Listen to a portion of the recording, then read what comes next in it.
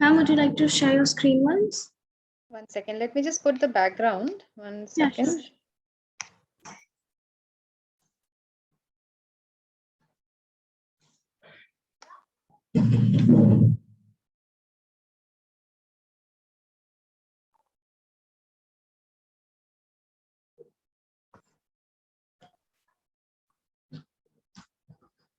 Just a second.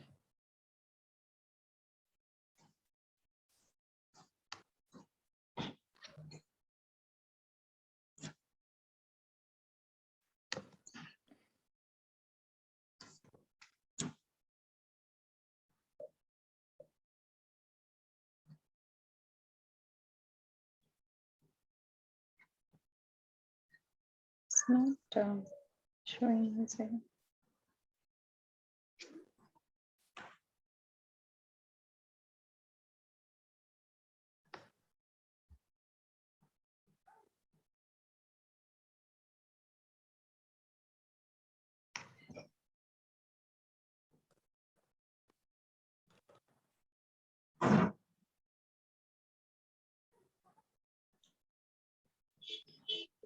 Sorry, it's the wrong one. Yeah.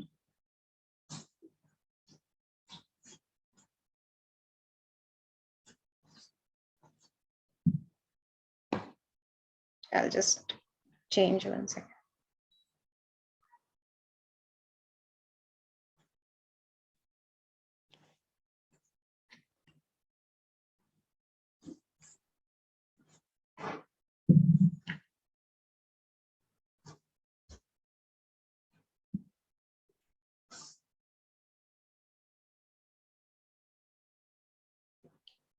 Got it?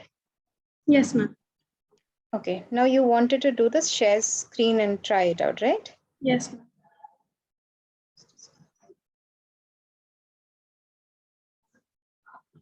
Can see? Yes, ma'am. The sound is clear? Yes, ma'am. Does the presentation have any audio? No, it's just a presentation.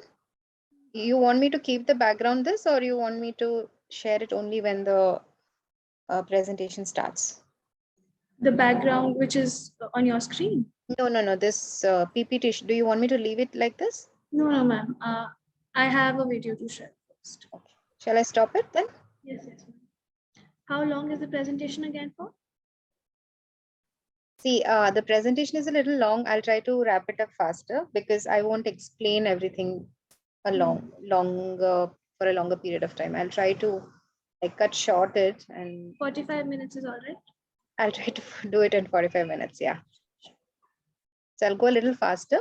I'll not explain every point in this thing. The presentation is only pointers, right? It depends on how much I explain that it becomes long. So I won't really share stories or case stories or anything. I mean, it's all right. Howsoever you want to go with it. I'll do it in 45 minutes. Yeah. Thank you. Great. So we'll wait for 10 more minutes and let the participants join.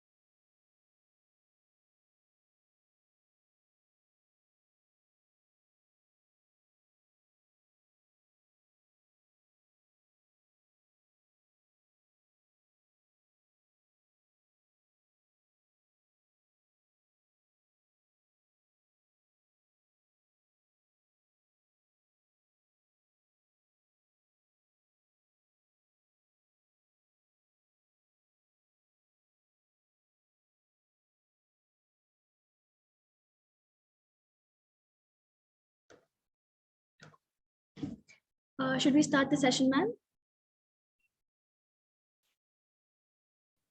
I'm ready. Is the participants okay enough Yes. to start? Okay. Yes, ma'am. Okay. So we'll start with the session today. I welcome you all to today's webinar on child rights in the series of Health Shots 2022 for Kanyathon. I am Adhika Agarwal, student of IFIM College, and I will be your host for the day.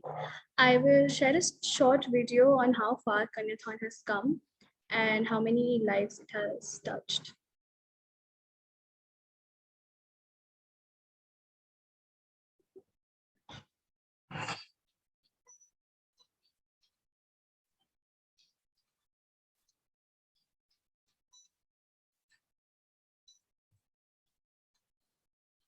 Audio.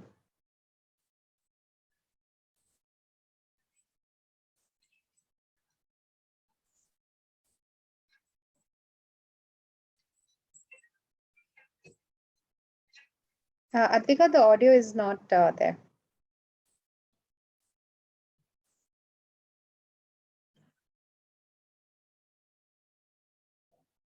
Okay, just a minute.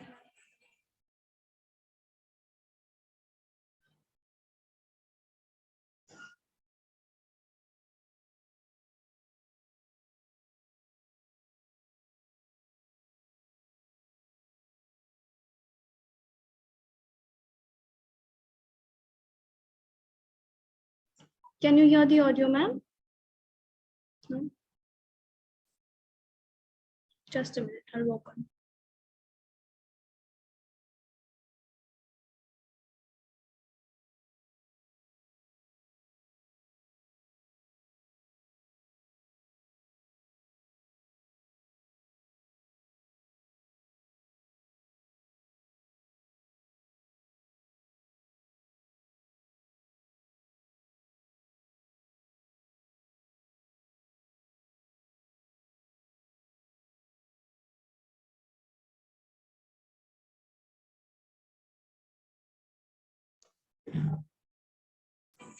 Now? No, it's not there.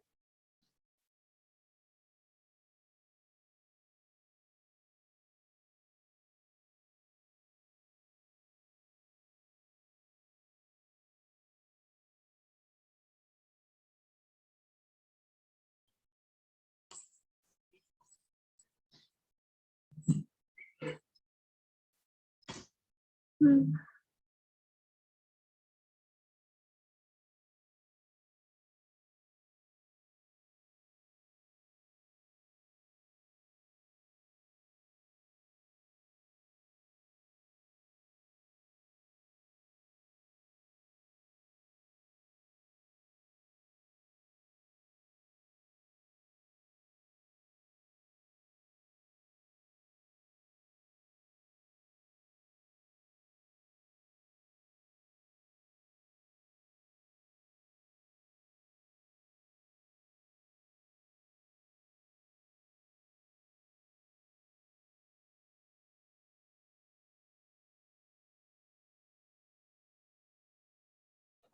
Okay, so I think there's a glitch with the video. I will go ahead with the session.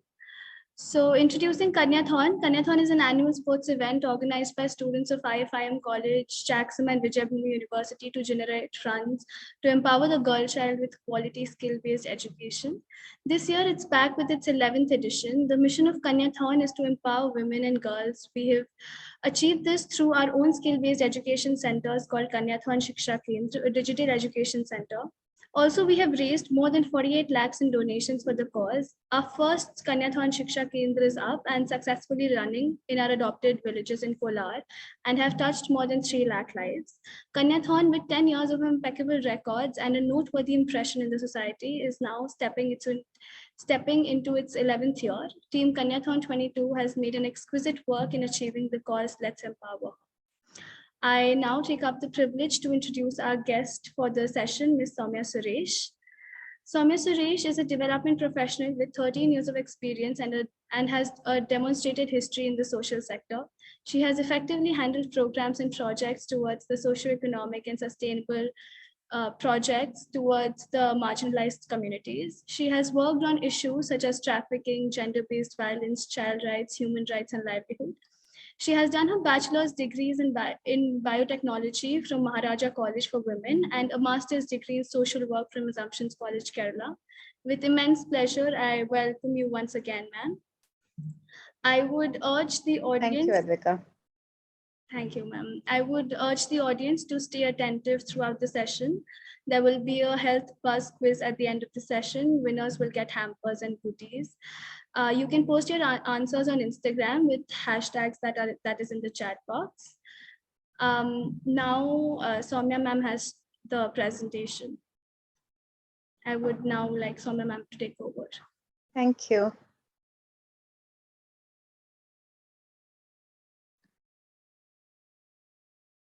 Good evening, everyone.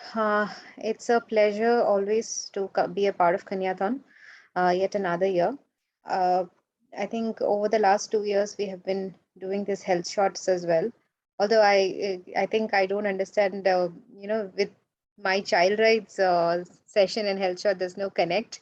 But I guess we can connect it to children's health and nutrition and everything they would get by probably empowering all of you. I'm really glad all of you are here. Let me just take you through a small presentation, and I'll try to keep it as small as possible. And whatever queries you have, if you have questions, I would request you to post in the chat box, and Advika will read out the questions and we'll answer towards the end of the session. Yeah, great. So, today's session, I've focused a little bit on not just child rights, but also a little bit on violence against children. One part of it is, yes, what are the basic rights of children? And the second part would be, what are the different issues which connects children or violence against children, and what are the effects on children with respect to those violent scenarios, and what would us, like as citizens, as students, as individuals, what can we do to make it better? Now let's start with who's a child. Now, this is a debate which has been going on for years, in political terms, in the policy levels and all of that. But for us, a child, this is a child. By the looks of it, you would understand that it's a privileged male child. For us, this is also a child who is from an underprivileged a kid from our project area, a female child, privileged child. This is also a child for us. So what we are trying to say is that anyone who is below the age of 18, it could be a girl, a boy, a teen, a baby, could be rich, poor, from any religion, from any caste, from any class, could be from a rich family, could be from a poor family, could be from any background, could be even from a different nationality. A child who could be, physically challenged, a child who is mentally disabled, a child who is in different scenarios, anyone who is who is below the age of 18 and is the citizen of this country is a child. And as citizens of any country, we all enjoy certain rights and certain privileges. As a human being, we enjoy certain rights being in this country or being in the world for that matter. But each country has their own constitution, their own policies, their own schemes, and each child who is born in this country also have certain rights. Now, a question which we kind of, or rights is a word which is very loosely used a lot of times, and it is also something which we don't understand in certain ways, the nuances of it. But when we talk about child, basically we know what we are talking about. What are the basic things which a child needs? Now I'm going to be asking a few questions, and I would request you guys to post it on the chat box what you think, right? Food or ice cream, which could be a right? A food or ice cream? Or just, food. Correct. Absolutely. To be protected from ever getting a cold or to be protected from ever getting kidnapped? What do you think? The first or the second one? Which is the right? Which is a basic right? Okay, getting kidnapped, second one, okay. Second, correct. Okay. Personal computer or education?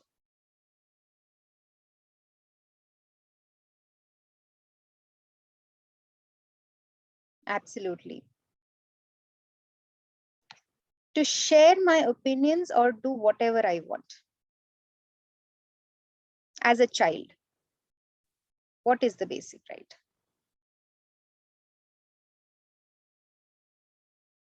Anybody?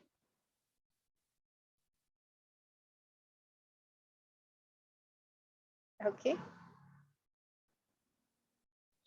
correct.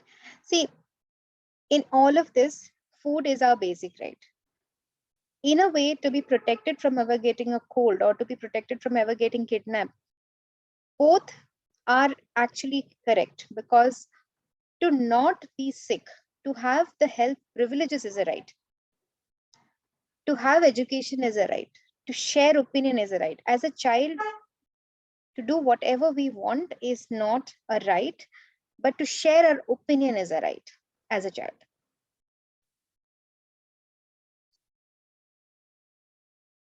Now, that's where we actually talk about a child's right is something which is universal. It is same for everybody. Like we said, it's same for everybody. Everyone should have the same right to have food, health, education, to have protection. These are rights which every child should have. It's intrinsic. It is something which we have within ourselves. It is not defined by where we live, which house we come from, where we are born within the country. It's very intrinsic. It is something which is within ourselves. It's something which you're born with. It's very essential, because without rights you cannot live your day-to-day life. It does not help fulfill our lives. It does not A life is not complete without rights. It's interrelated. It means that to not have food can affect your right to have education. How? For example, if a child, a malnourished child, for example, a child who is malnourished, who is born malnourished, or who is grown up malnourished, will not have enough of brain cells to actually work, to enough have concentration, to have that energy to study, and hence have more chances to drop out of schools, to have more chances to basically not have the basic right of education. It's interconnected. A child who is forced into labor, that is connected to a child who is not having education. A child who is married off early, which is actually a child's right to, it's protection issue as well, right? A child is not safe when you're married at an early age. A child is not safe when he is working. But at the same time, it also affects education. It also affects other rights, like having to play, having a healthy and happy childhood. So it's most of these rights are interconnected. It cannot be seen in isolation, is what it means. It's linked to responsibility, which means that a child cannot get their right on their own. It has to be given by somebody. And the primary agency who gives a child right is the constitution of this country, which is guaranteed by the state. At the same time, it is also a responsibility of a parent, neighbors, relatives, our society, our government, our you as students, as citizens, you're all responsible for children to have these rights. Now, apart from the constitutional rights of a child, there are certain, so as a country, we have signed a treaty with UNCRC, United Nations Convention of Child Rights.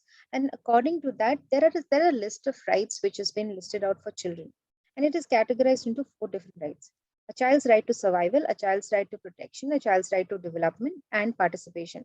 So any child who is born in this country, or any child who is part of the UNCRC, the countries who are part of UNCRC, are entitled to these rights. And you will see that a lot of children actually, to have their basic right, is being violated. While we see various issues of children in this country, you will see that these are the basic rights of a child. It is not even something which is acted as privilege. It's not a luxury for anybody. It is something which every child is required to have, but may not be there for every child. And that's the reason why we exist, right? We work for it.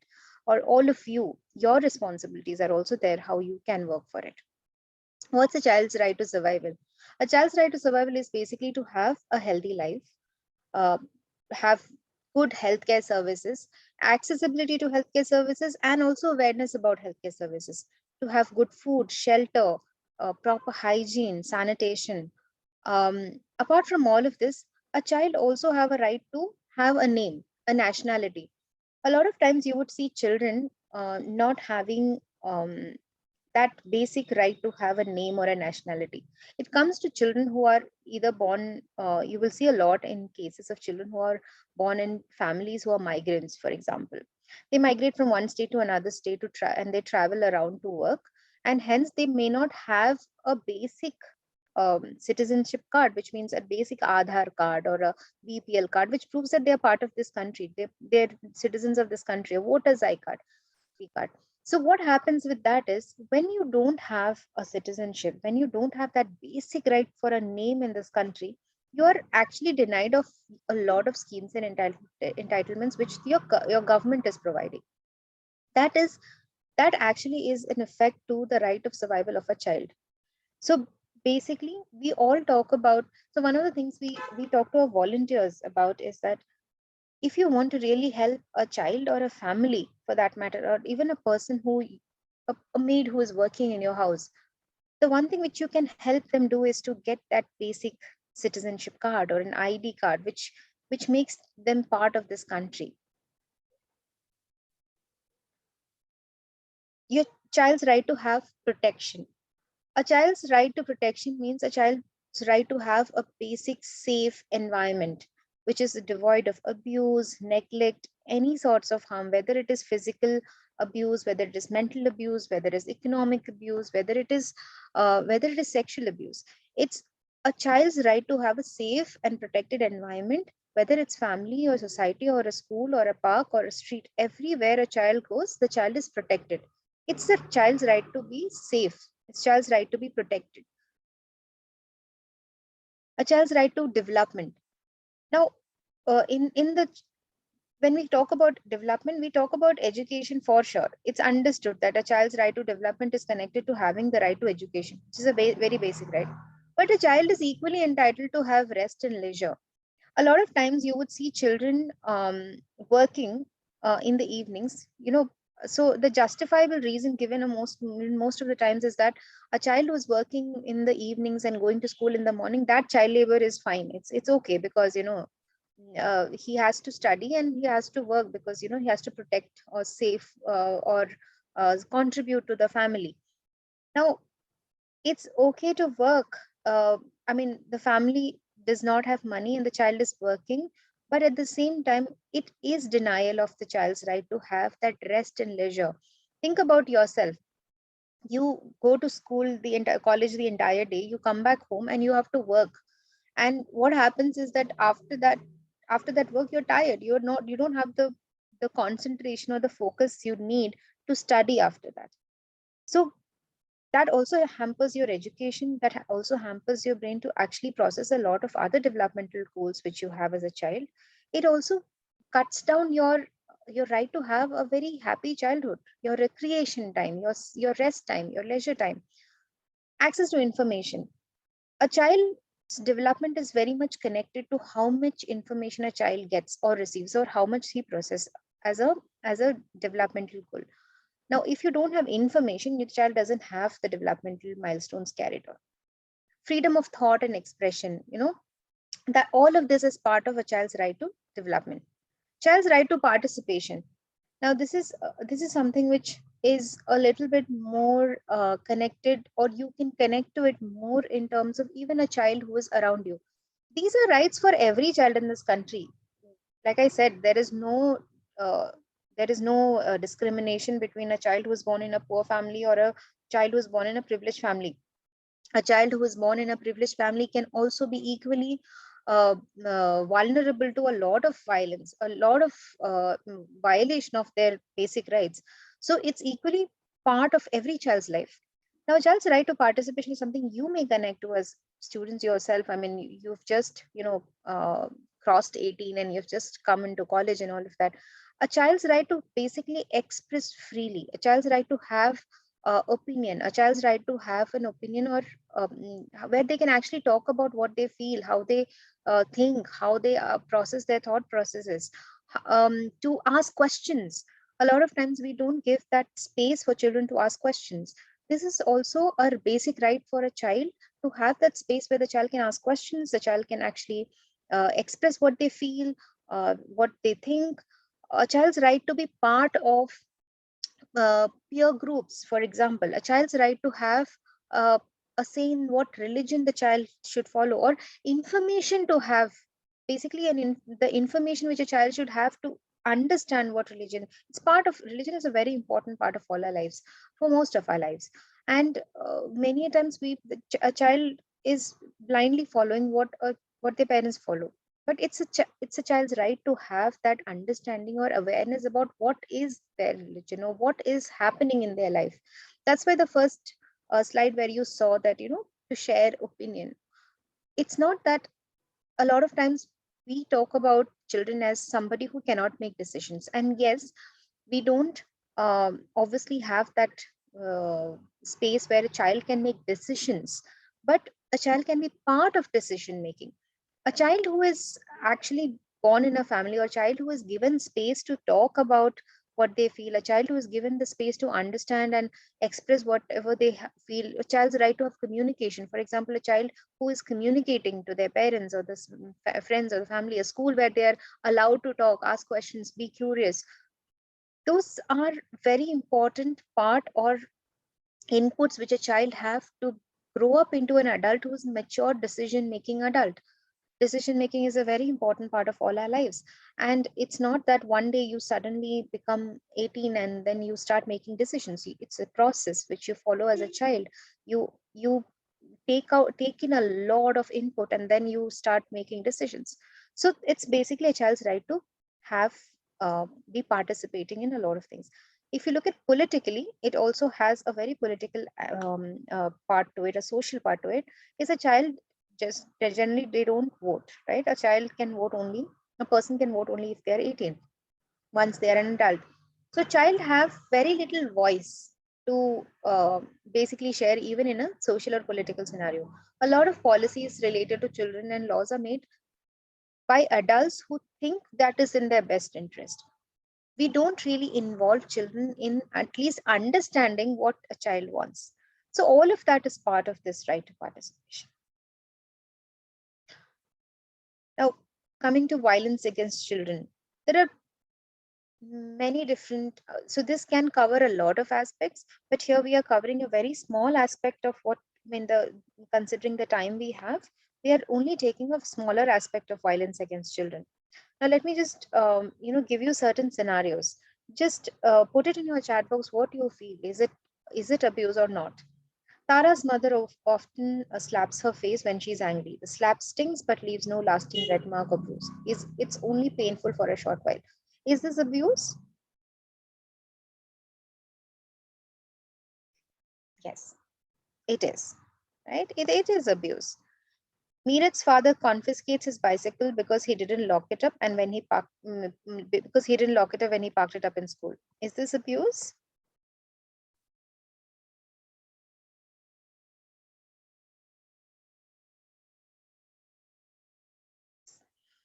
Reena's mother accidentally spills scalding water on her daughter, who is seriously burned.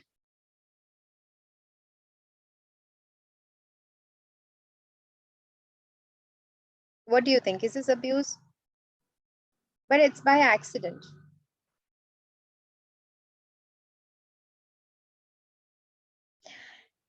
Johan's adult neighbor asks him to watch pornography with him. Johan is 13 years old. Is this abuse? Yes. Even uh, uh, abuse by a child to another child is still considered abuse. However, the process of rehabilitation or the process of correction becomes different for a child and an adult, right? But any of these scenarios which happens in a home in a day-to-day basis, we are from a society from a country where abuse is very normalized. Whether it is a child in the family or whether it is women in the family, It's very normalized. It's considered very normal in certain scenarios. If it is justified, it's normal. So a lot, and children generally don't have the power to talk about it. They generally don't have the voice to talk about it. It's also a situation of, it's also a power dynamic, right? Wherever there is abuse or violence, or there is a discriminatory factor which exists, it always has a power dynamics, whether it's child and adult. A child is always a child who cannot have enough voice in the family. An adult is always somebody who can make decisions, who can actually have power over the child. And hence it actually leaves space for abuse. It leaves space for a lot of uh, denial of a lot of rights of child on a basic level. And as a country, we are not yet in a space where we think that children also need to have that space where they can actually be okay to say no, be okay to say that, no, it's abuse is not okay, whether you're a parent or an adult or a teacher, it's not okay. We live in a country where even today there is corporal punishment in schools, and it is okay, and a lot of parents actually support it, saying that, it's okay to beat up their children because then they'll study better. We have parents who do the same thing in their homes. It's considered okay because we feel that it would actually help children grow better or develop. But there is no scientific proof to have that, or to make claims for that. In fact, there is the other, it's the other way around, right? It actually reduces self-esteem for children. It actually uh, ruins confidence for children. It actually has a lot of trauma and effect on children, which is a long lasting effect on children. Like I said, violence has a lot of faces. It has a lot of ways in which it comes out. Intimidation. I heard this one time from someone who's actually said this, that from a child's perspective, right? When an adult is scolding, an adult is standing like this. The huge person who is standing, and a child is a small child who is standing right there. So what happens is an adult is a huge person who is just shouting at a child. From the child's perspective, you look huge. You're intimidating the child. So there was one solution of one very of a person who actually understands children and development of children and actually parenting models and all of that. So she said that, you should actually have the child stand up at least in your level, or you sit with the child and be firm or talk about something which is confrontational. It's not that we shouldn't reprimand children or we shouldn't talk about what is wrong or what is right, but when you talk to a child, give that respect to the child as well. The child is equally um, you know uh, equally capable of giving you respect, and you should be giving that respect to the child also. And hence, when you talk to a child, at least try to make sit the child have the same level of a child. You sit together with the child and talk, or you actually put the child on the same level. You put him on a chair or put her on a chair, and you stand there and you talk. That way the child feels that you're equal, you're talking to a person who is equally equal to you. So just to give you an example, and it's very normal in any households, in any families or schools. When you look at it, it's very normal that children are shouted at, right? And parents are huge, or teachers are huge. Any sorts of threat, and even in institutions, whether it is a school, whether it is shelter homes, whether it is boarding schools, using institutions as part of violence, isolation, not giving children access to play with friends, or to not give children access to be with their grandparents, or to have a lot of times you would see that in a case where children go through separated families or divorced families, you will, because of the fights, the children are denied access to their own parents sometimes, and to their grandparents, because you don't even in normal families, sometimes your parents are fighting with your grandparents, or you don't get access to the grandparents, or you don't get access to some of the children who are in neighborhood, because they are not okay, but you are friends with them. All of this isolation is also in a lot of ways abuse, emotional abuse.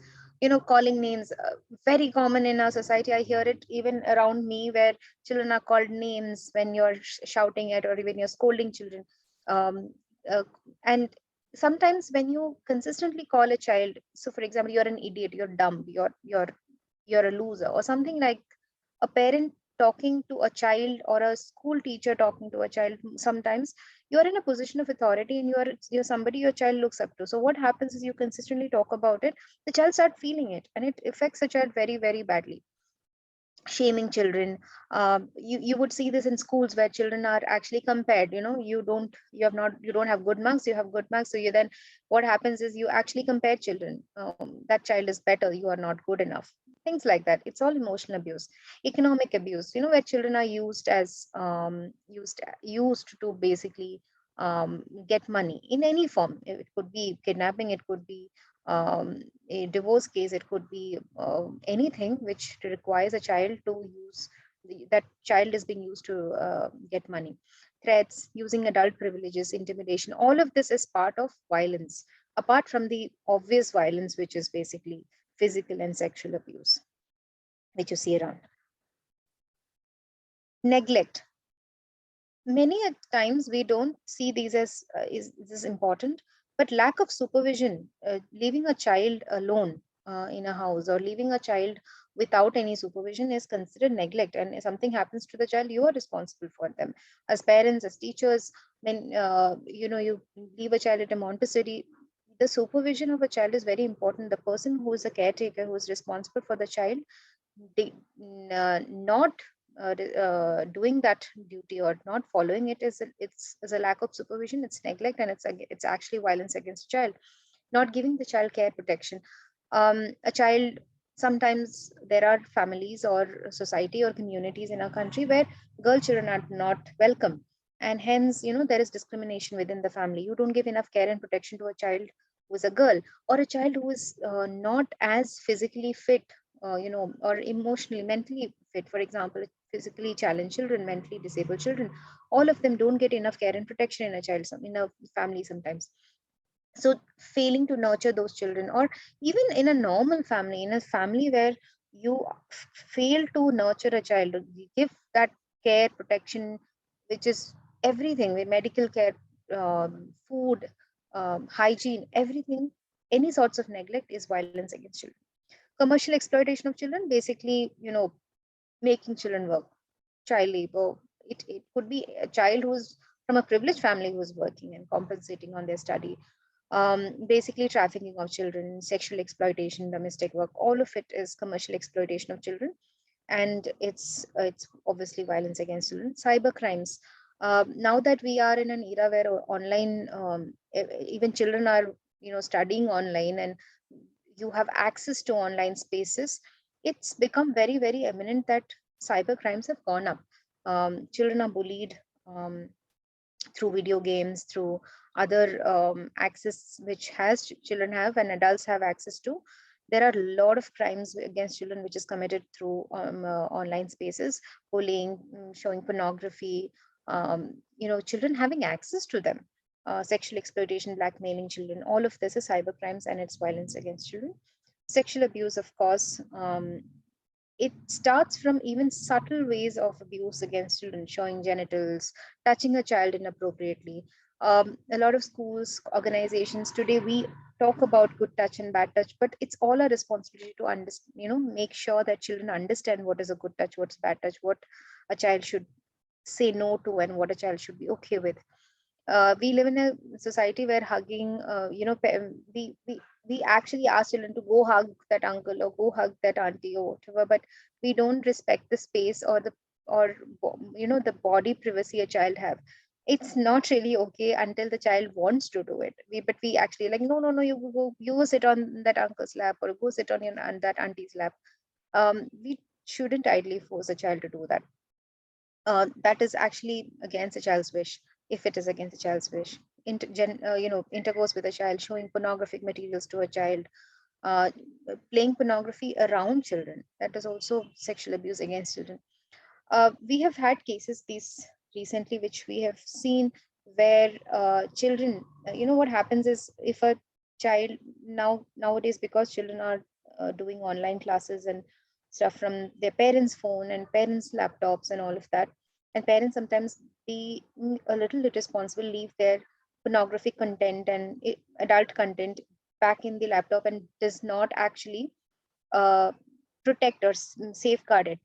And that, if a child comes through that and have access to that, that itself is also considered as abuse, sexual abuse against children. So all of this together, today online safety for children is very important, and sexual abuse against children is something which we consider as a major violence against children. And who is the abuser? Anyone? Who do we consider as abuser? Who do we tag as an abuser? It could be anyone. An abuser does not have a particular phase. It could be a neighbor, it could be your family member, it could be even your parents. Sometimes it could be somebody you know. We have statistics which prove that in most of the cases, the majority of sexual abuse happens against children, or majority of violence against children is committed by somebody they know or somebody who is close to them. So actually, a child the any sort of violence or any sort of abuse against children is committed by a person who is close to them or who actually knows them in most of the cases. And hence there is no space for an abuser. It could be anyone. It could be a person who is in position of power or position, a person who can trick the person, who can actually threaten, who can actually manipulate the child, who can actually persuade a child to be part of sexual activities. And it could be at home, it could be at school, it could be on streets, it could be anywhere. And many a times pedophilic activities are justified by saying that the child was consenting to it, a child was agreeing to it, or child there was no physical violence involved, or the child actually enjoyed it. But irrespective of that, there is no such thing as a consent from a child. It is considered sexual abuse. It is considered a major violence against a child. It could be one time, it could be a longer period of time, it could be based on anything. It could be anything which can affect a child. What are the immediate effects on children? So that you understand what would a child look like when they have these effects, right? A child actually goes through a lot of confusion. What is happening with me? Many children actually start asking questions: why me? Maybe something is wrong with me. Maybe I didn't stop it. Maybe I am the one who is responsible for this. They start having coping mechanisms which are very negative, or which is they get introverted, they get withdrawn, they don't want people to be around them. They And it could be the other extreme as well. They can themselves get abusive or aggressive, they can themselves be abuser. There are studies which prove that children who are born out of or raised out of families who are raised out of families who experience domestic violence or any sort of sexual abuse, they themselves are uh, many times abusers as adults. So the cycle which continues, the abuse cycle continues sometimes, and that is a long-term effect of a child who is in an abusive setting. Self-estrangement: I'm always wrong, nobody cares about me, I don't want to be me. Hating themselves, the sense of powerlessness, that I can't help it. I mean, there is no way out of this. I don't have control over my own life. I'm trapped. I cannot come out of this situation. And if somebody finds out, it is such a big shame for me. Post-traumatic disorders, anxiety, flashback, nightmares, all of these are immediate effects on children who face abuse of any sort. Long-term effects being mental health problems like anxiety, depression, suicide, children who try to commit self-injury, poor self-esteem, substance abuse. Like I said, a lot of children who grow up in families who experience domestic violence or sexual abuse often actually themselves would be abusers in their lives. Many a times it is that can happen, and it can affect their marital life. It can affect their sexual life with their partner. Over sexualized behavior: children who experience sexual abuse in their childhood sometimes can have inappropriate attitude towards sexual feelings. They would have over sexualized behaviors. They actually would seek out for sexual desires. They have more sexual desires. They can be aggressive. They could be promiscuous, and sometimes they are over protective parent. They don't let their children go out. They don't let anything, they want to protect their child from anything which happened, it shouldn't happen. What happens to them, they don't want their children to have it, so they just try to be overprotective. Like I said, the abuse cycle also can continue.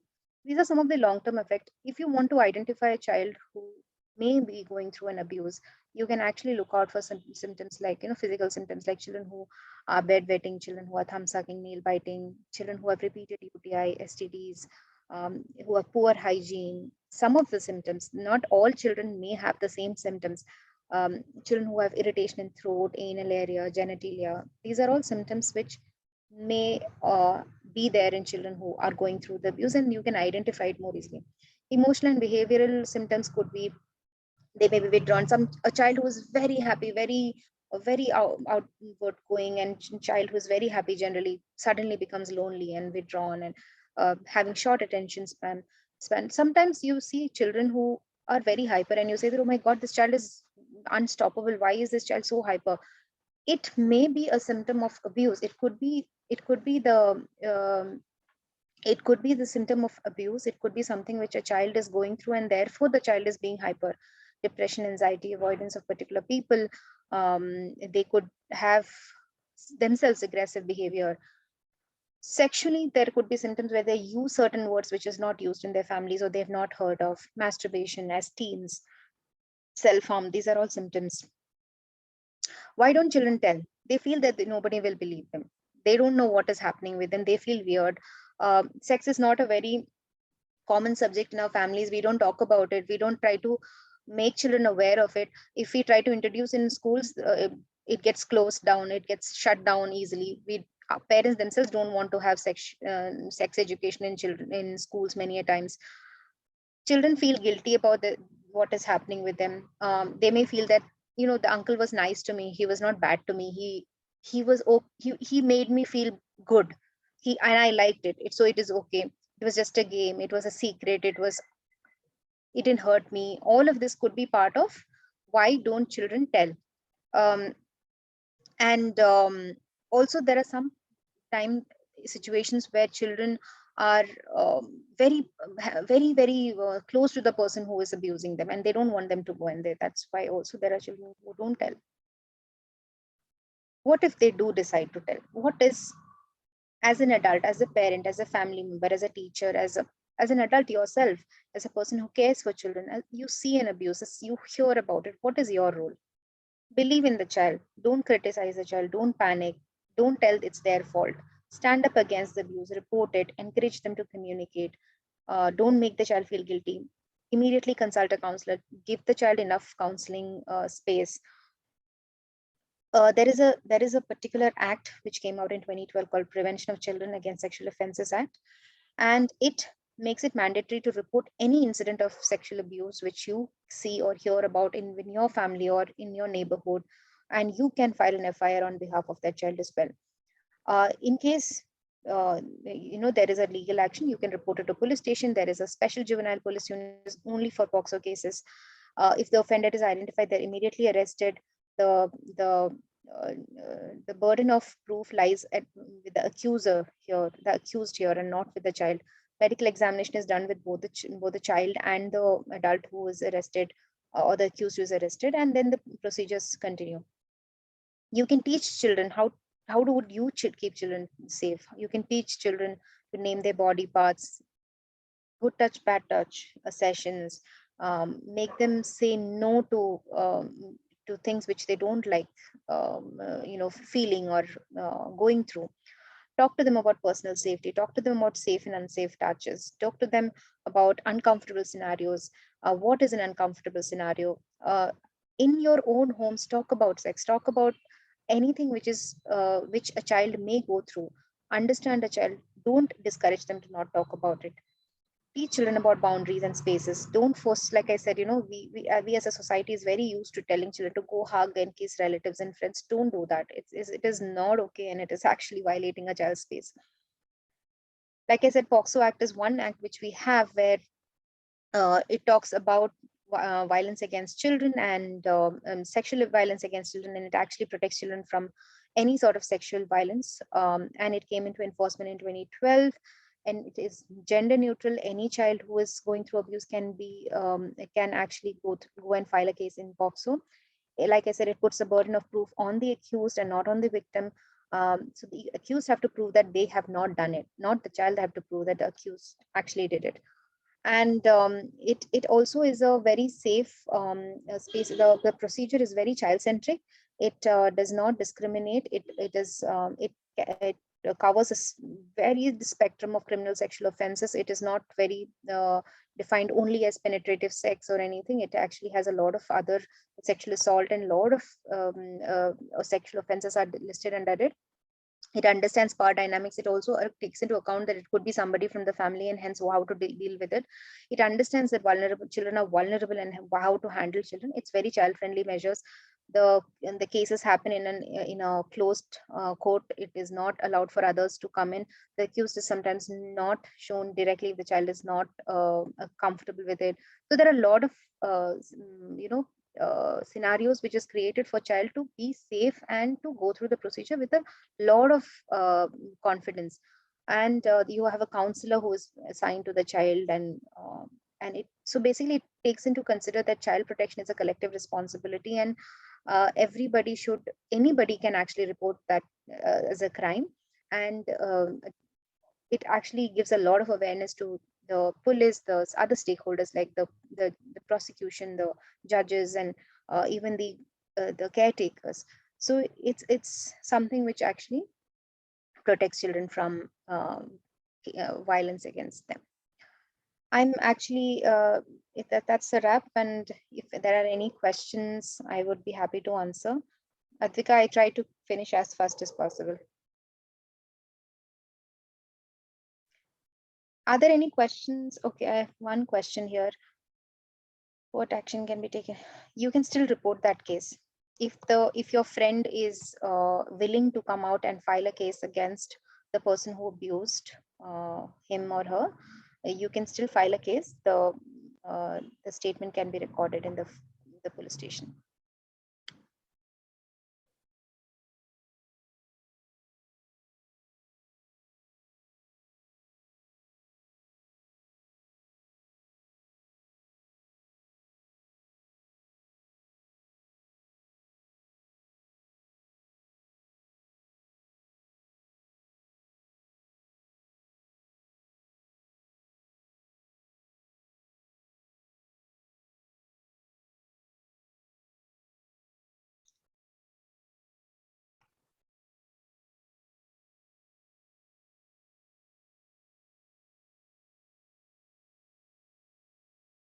Advika, I can't hear you.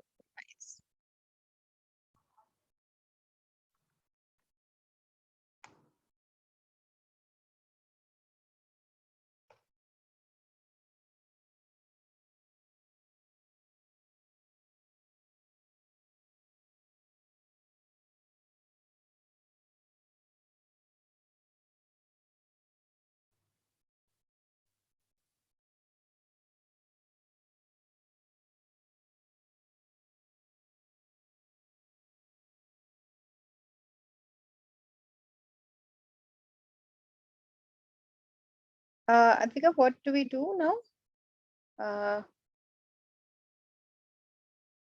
Any questions? If anyone has, just post it on the chat, or you can just unmute and talk. I think we still have time.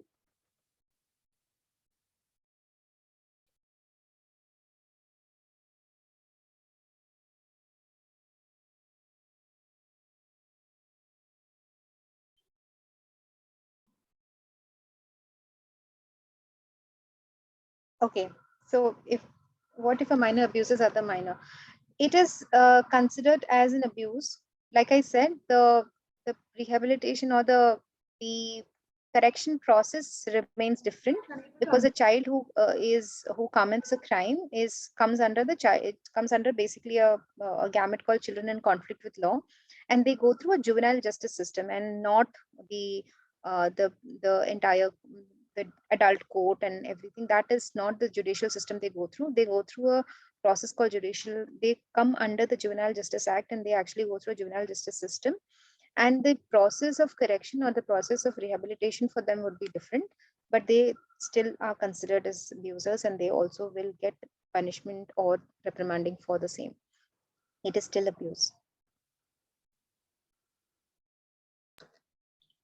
Any more questions? The floor is still open. I will take up two more questions.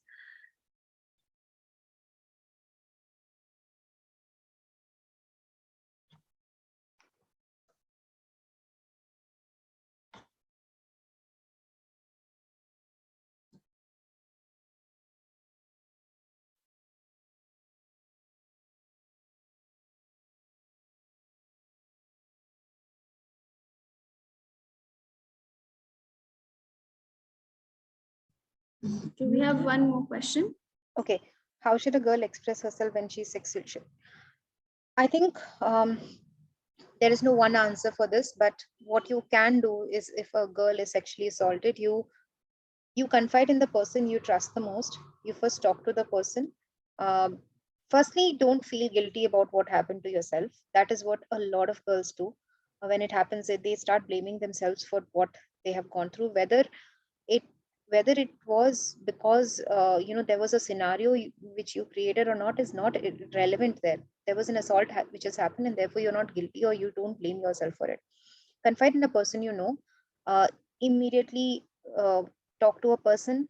Go and file a report, an FIR in the police station if it is a adult, or if it is not, then you basically find, even as a child, you can file an FIR in the police station, and then you go through a special juvenile, special court. It is not the same as adult court, but then you do the same process. The FIR is registered the same way. So you can go and file an FIR in the police station immediately, because it's better to file a case immediately, as there is a lot more evidences and all of that which is there at that particular point of time. Ma'am, there's one more question. Long-term effects of that can be seen in a person. There are many, like I shared it in one of my slide. A child who is abused can have long-term effects, like you can actually you can actually go through a lot of mental illnesses like depression, anxiety. They can be withdrawn. They can have low self-esteem as an adult as well. You yourself can be either an abuser yourself. What happens is that there is something called a cycle of abuse. If you're abused yourself as a child, you can also turn in to be an abuser and an aggressive person. You can have sexual desire, higher sexual urges, which can actually force you to be sexual needs to be a sexually aggressive person, or be more promiscuous, have show sexual behaviors more. You can have effects like suicidal tendencies. You could be very You can also have the other side effect, which is like you cannot stay in a relationship, you don't want to be in a relationship, you can't have sexual relationships, a very healthy sexual life with a partner. All of this can be long term effects of somebody who is abused sexually as a child. It is not that every person goes through the same effects, but these are some of the things which you will see in people who are generally abused. One or the other symptoms definitely exist. Ma'am, as a person, how should we be able to help the victim who's been sexually abused? You're talking about a child who you hear about, Yes. or you should ideally, firstly, if you hear about an incident of a child being abused, you as a citizen, it's your responsibility also to report such incident to a police station. You can also talk to the, many times the problem is that if you talk to a parent, it can go two ways. I mean, uh, you don't know if the child is abused by the parent themselves or somebody in the family members. A lot of time parents try to cover it up because it's a family member. So you can encourage the child to talk about it.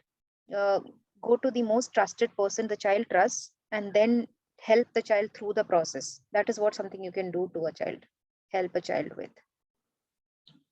Thank you so But much. definitely encourage the child to report it. Because a lot of times the abuse has been done by the family member. Exactly. So that becomes much more difficult for a child to come out and help themselves, right?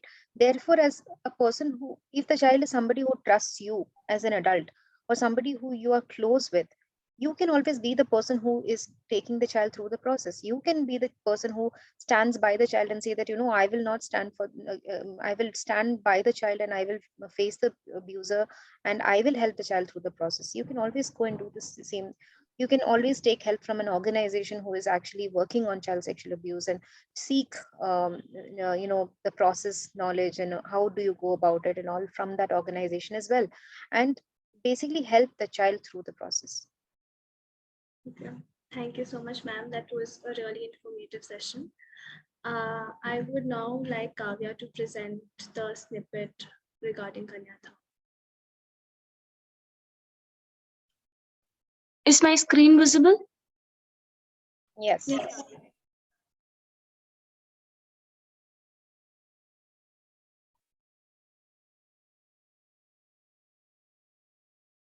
The audio is still not working.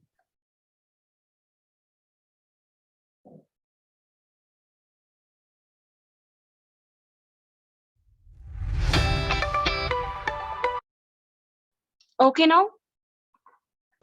Yeah.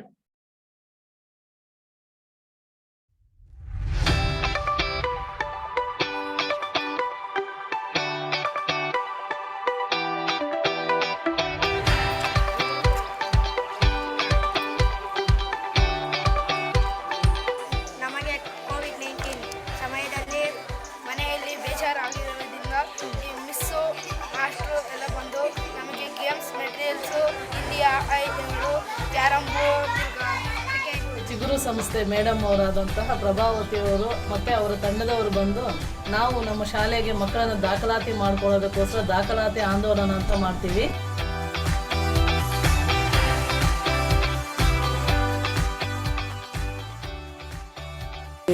ஏழு மாதத்தில் பிறந்ததுல wait ரொம்ப கம்மியாக இருக்குது. அங்கன்வாடிக்கு நாங்கள் கூட்டின்னு வந்ததுக்கு சாந்தி madam தான் வீட்டுக்கு வந்திருந்தாங்க. சாந்தி மேடம் புனிதா மேடமாக வந்துட்டு குழந்தைய ஒரு வீக் ஆகுதுன்னு கேட்டாங்க. நான் 7 மந்த்தில் பிறந்துச்சுன்னு சொன்னதுக்கு இல்லை வந்து குழந்தைய அட்மிட் பண்ணி பார்க்கணும், வெயிட் ரொம்ப கம்மியாகுதுன்னு சொல்லிட்டு பங்கார்பேட்டை கவர்மெண்ட் ஹாஸ்பிட்டல் அட்மிட் பண்ணோம். அங்கே போகிறது அப்போ 7.5 இருந்துச்சு குழந்தை வெயிட்டு. அப்புறமேட்டு அங்கே 14 டேஸ் இருக்க சொன்னாங்க. 14 டேஸ் இருக்க சொல்ல வந்துட்டு குழந்தை இருக்கோ இன்னும் 4 நாள் எக்ஸ்ட்ரா இருக்குன்னு சொல்லிட்டு 18 டேஸ் இருந்தோம். அங்கே வந்து நல்லா ட்ரீட்மெண்ட் பண்ணாங்க. குழந்தைக்கு ஃபுட்டு, எங்களுக்கு ஃபுட்டு எல்லாம் நல்லா பண்ணாங்க. பண்ணிவிட்டு 18 டேஸ் இருந்தோம். அப்புறமேட்டு டிஸ்சார்ஜ் ஆகி வந்துட்டோம். ನಮಗೆ ಕಂಪ್ಯೂಟ್ರ್ ಆನ್ ಮಾಡೋದೇ ಬರ್ತಾ ಇರಲಿಲ್ಲ. ಇಲ್ಲಿಗೆ ಬಂದಮೇಲೆ ಕಂಪ್ಯೂಟ್ರ್ ಆನ್ ಮಾಡೋದು, ಆಫ್ ಮಾಡೋದು, ಕಂಪ್ಯೂಟ್ರ್ ಹೇಗೆ ಯೂಸ್ ಮಾಡಬೇಕು ಅನ್ನೋದೆಲ್ಲ ಬರ್ತೈತೆ. ಇದೆಲ್ಲ ಆಗಿದ್ದು ಕನ್ಯಾಥಾನ್ ಶಿಕ್ಷಾ ಕೇಂದ್ರದಿಂದ. ಮತ್ತು ನಾವು ಶಾಲೆಗೆ ಬರ್ತಾ ಇದ್ವಿ, ಬಟ್ ಇಲ್ಲಿ ಕನ್ಯಾಥಾನ್ ಶಿಕ್ಷಾ ಕೇಂದ್ರಕ್ಕೆ ಬರಬೇಕಂದ್ರೆ ತುಂಬ ಇಷ್ಟ ಆಗುತ್ತೆ. ಯಾಕೆಂದರೆ ಇಲ್ಲಿ ಕಲರ್ಫುಲ್ಲಾಗಿ ಇದೆ, ಎಲ್ಲ ಚೆನ್ನಾಗಿ ಕಲಿತಾ ಇದ್ದೀವಿ, ಅರ್ಥ ಆಗ್ತಾ ಇದೆ. ಈ ಸಂಸ್ಥೆಯಿಂದ ನಮಗೆ ಈ ಡಿಜಿಟಲ್ ಕ್ಲಾಸು ಜೊತೆಗೆ ಕಂಪ್ಯೂಟರ್ ಕ್ಲಾಸಸ್ಸು ಮಕ್ಕಳಿಗೆ ಈ ಒಂದು ಸೌಲಭ್ಯ ಒದಗಿಸ್ಕೊಡ್ತಾ ಇದ್ದಾರೆ. ಇಲ್ಲಿ ಬೇಕಾಗಿರುವಂತಹ ನಮಗೆ ಕೆಲವೊಂದು ಡಿಕ್ಷನರಿ ವರ್ಡ್ಸು, ಜೊತೆಗೇ ನಮಗೆ ಬೇಕಾಗಿರುವಂತಹ ಚಾರ್ಟ್ಸು, ಜೊತೆಗೆ ನಮಗೆ ಬೇಕಾಗಿರುವಂತಹ ಮೀನಿಂಗ್ಸು ಇವೆಲ್ಲನೂ ಸಹ ಬೇಗ ಗೂಗಲಲ್ಲಿ ಸರ್ಚ್ ಮಾಡಿ ದೊಡ್ಡ ಸ್ಕ್ರೀನಲ್ಲಿ ತೋರಿಸೋದ್ರಿಂದ ಮಕ್ಕಳಲ್ಲಿ ಆ ಒಂದು ಕಲಿಕೆ ಅನ್ನೋದು ಬೇಗ ನಡೀತಾ ಇದೆ. ಜೊತೆಯಲ್ಲಿ ಮಕ್ಕಳಲ್ಲಿಯೂ ಸಹ ಈಗ ಸ್ವಲ್ಪ ಮಟ್ಟಿಗೆ ಮಾತಾಡುವಂತಹ ಕಲೆಯೂ ಸಹ ಮಕ್ಕಳಲ್ಲಿ ಬರ್ತಾ ಇದೆ. IFIM ಕಾಲೇಜಿನ ವಿದ್ಯಾರ್ಥಿಗಳು ಬಂದು ಗ್ರಾಮೀಣ ಪ್ರದೇಶದಲ್ಲಿರುವಂಥ ಈ ಮಕ್ಕಳು ಬಂದು ಒಂದು ತಾಂತ್ರಿಕ ನಾಲೆಜನ್ನು ಪಡ್ಕೋಬೇಕು ಅಂತ ಹೇಳ್ಬಿಟ್ಟು ಅವರು ಈ ರೀತಿಯಾದ ಒಂದು ವ್ಯವಸ್ಥೆ ಮಾಡಿರುವಂಥ ನಮ್ಮ ಒಂದು ವಿದ್ಯಾರ್ಥಿಗಳ ಆ ಒಂದು ಮನಸ್ಸುಗಳಿಗೆ ಮತ್ತು ಅವರು ಈ ರೀತಿಯಾದ ಮಕ್ಕಳನ್ನು ಎನ್ಕರೇಜ್ ಮಾಡಬೇಕು ಹಂಗಂತ ಹೇಳ್ಬಿಟ್ಟು ಇಷ್ಟೆಲ್ಲ ಕಾರ್ಯಕ್ರಮಗಳನ್ನು ರೂಪಿಸಿರುವಂಥ ನಮ್ಮ IFIM ಕಾಲೇಜಿನ ವಿದ್ಯಾರ್ಥಿಗಳಿಗೆ ಖಂಡಿತವಾಗ್ಲೂ ಈ ಸಂದರ್ಭದಲ್ಲಿ ಧನ್ಯವಾದಗಳನ್ನ ಹೇಳಬೇಕಾಗಿದೆ. ಆದರೆ ಮುಖ್ಯವಾಗಿ ಇನ್ನೊಂದೇನಂತಂದರೆ ನಮ್ಮ ಕನ್ಯಾಥಾನ್ ಶಿಕ್ಷಾ ಕೇಂದ್ರ ಇಲ್ಲಿ ಪ್ರಾರಂಭ ಆಗಿರೋದ್ರಿಂದ ಇಡೀ ಎಂಟೈರ್ ನಮ್ಮ ಒಂದು ವರ್ಕಿಂಗ್ ಏರಿಯಾದಲ್ಲಿ 1,000ಕ್ಕೂ ಹೆಚ್ಚು ಮಕ್ಕಳು ಬಂದು ಈ ಒಂದು ಸೌಲಭ್ಯವನ್ನು ಪಡ್ಕೊಳ್ತಾ ಇದ್ದಾರೆ. ಈ ಒಂದು ಕೀರ್ತಿ ಎಲ್ಲನೂ ಬಂದು ಆ ಸ್ಟೂಡೆಂಟ್ಗಳಿಗೆ ಹೋಗಿ ಸೇರಬೇಕಾಗಿದೆ. ಯಾಕಂದರೆ ಗ್ರಾಮೀಣ ಪ್ರದೇಶದಲ್ಲಿರುವಂಥ ಮಕ್ಕಳು ಕೂಡ ಇವತ್ತು ಮೇನ್ ಸ್ಟ್ರೀಮ್ಗೆ ಬರಬೇಕು. ಅವರು ಕೂಡ ಒಂದು ಈ ಸ್ಪೋರ್ಟಿವ್ ಆಗಿರುವಂಥ ಒಂದು ಸೊಸೈಟಿಯಲ್ಲಿ ಸ್ಪರ್ಧೆ ಮಾಡಬೇಕು ಅಂತ ಹೇಳ್ಬಿಟ್ಟು ಅವರು ಇಂಗ್ಲೀಷ್ ಕಲಿಬೇಕು, ಆಮೇಲೆ ಎಲ್ಲ ರೀತಿಯಾದ ಕಂಪ್ಯೂಟರ್ ನಾಲೆಜ್ ಇರಬೇಕು ಹಂಗಂತ ಹೇಳ್ಬಿಟ್ಟು ಈ ಒಂದು ವ್ಯವಸ್ಥೆ ಮಾಡಿದ್ದಾರೆ. ಖಂಡಿತವಾಗ್ಲೂ ಈ ಸಂದರ್ಭದಲ್ಲಿ ಆ ಸ್ಟೂಡೆಂಟ್ಗಳಿಗೆ ಕೂಡ ನಾವು ಈ ಸಂದರ್ಭದಲ್ಲಿ ಧನ್ಯವಾದಗಳನ್ನು ಹೇಳ್ತೀವಿ. ಅದೇ ರೀತಿ ಅವರು ಇನ್ನು ಮುಂದೇನು ಎಲ್ಲ ರೀತಿಯಾದ ಸಹಕಾರಗಳು ಕೊಟ್ಟು ಎಲ್ಲ ಮಕ್ಕಳನ್ನು ಒಂದು ಮೇನ್ ಸ್ಟ್ರೀಮ್ಗೆ ತರುವಂಥ ಕೆಲಸ ಮಾಡಲಿ ಅಂತ ಈ ಸಂದರ್ಭದಲ್ಲಿ ನಾವು ಅವ್ರನ್ನ ವಿನಂತಿಸ್ಕೊಳ್ತಾ ಇದ್ದೀವಿ. ಹಾಗಾಗಿ ಎಲ್ಲ ಒಂದು ಕಾಲೇಜಿಗೂ ಮತ್ತು ನಮ್ಮ ಕ್ರೈ ಸಂಸ್ಥೆಗೂ ಈ ಸಂದರ್ಭದಲ್ಲಿ ಧನ್ಯವಾದಗಳನ್ನು ಹೇಳ್ತೀವಿ.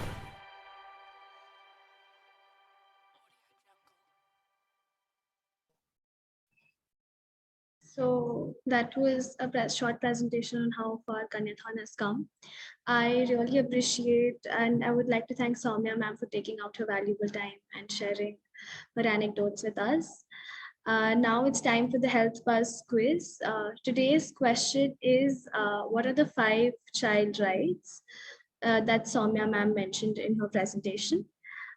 You can answer this question on Instagram through the hashtags that I have written in the chat box. I would like to thank our sponsors and a big shout out to our Oracle and Apollo participants for supporting and making this event turn out into massive heights. All the participants will be receiving goodies from all partners and also exciting awards for the winners. Team Kanyathon is happy in announcing our sponsors for Kanyathon 22, energy partner Red Bull, fitness partner Cult Fit, breakfast partner Unipic, nutritious partner Yoga Bar, and snack partner Licious, skin and hair partner Cosmoderma, electronics partner Baron Electronics. Our NGO partner Cry, who has been a constant support for Kanyathon for more than 5 years, of which Soumya Suresh ma'am is a part. We have also started our virtual runs from 5th, which will go on to 15th. I hope participants are following up and participating in the same. Thank you so much, ma'am, for joining us today.